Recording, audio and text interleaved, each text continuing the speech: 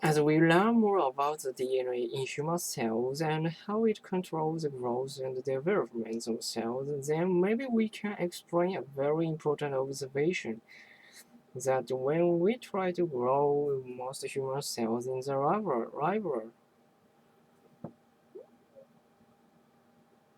cells in the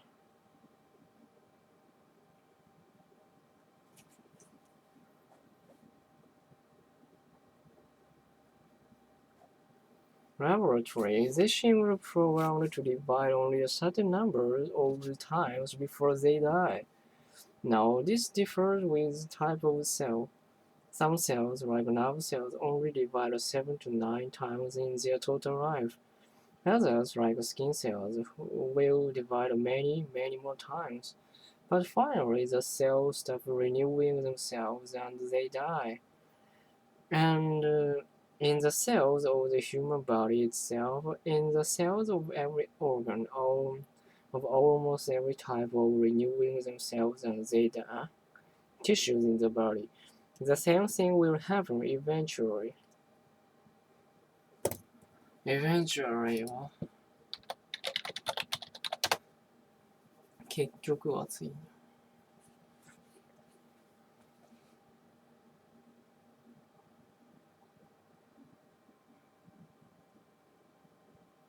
Okay, you know that all of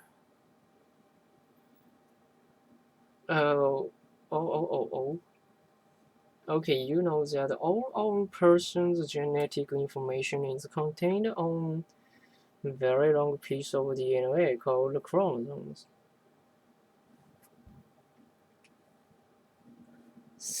46 of them are in the human cells. That 23 pairs of these chromosomes are very lengths and sizes.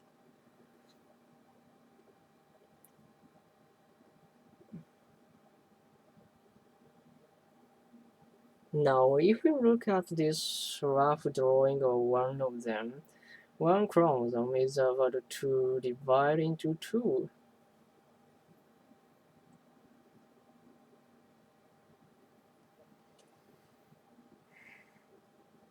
You see that it sort of looks like, well, actually, it's much more complex than this. But it reminds us a couple of strings linked together to call up pieces of DNA.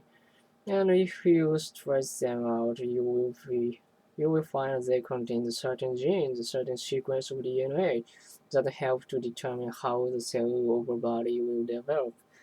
When researchers look very carefully at the DNA in chromosomes, though they were amazed, we all were to find the only a fraction of it, maybe 20 to 30%, converts into meaningful genetic information. It's incredible, at least it was to me. But if you took away all the DNA that codes for genes, you still have maybe 70% of the DNA left over. And that's the so-called junk DNA.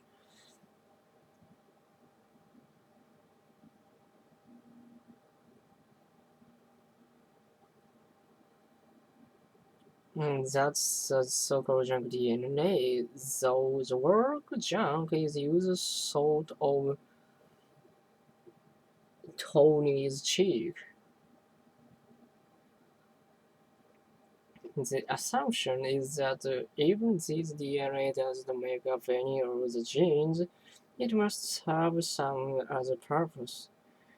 Anyway, if we examine these ends of these quotes,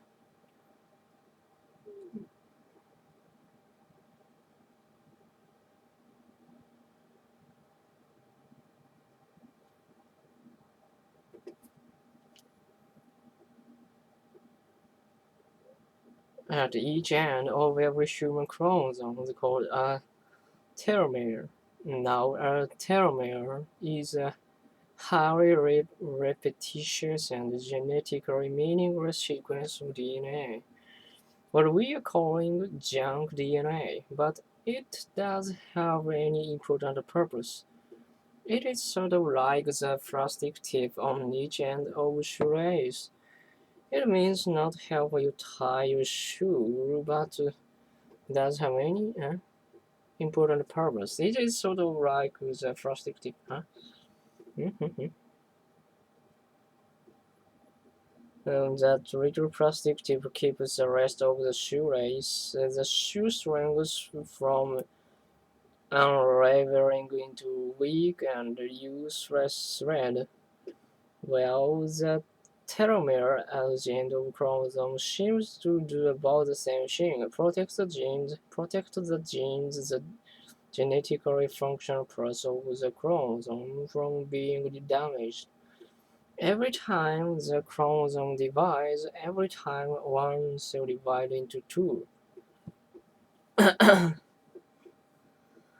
pieces of the end of the chromosome, the telomere, get broken off.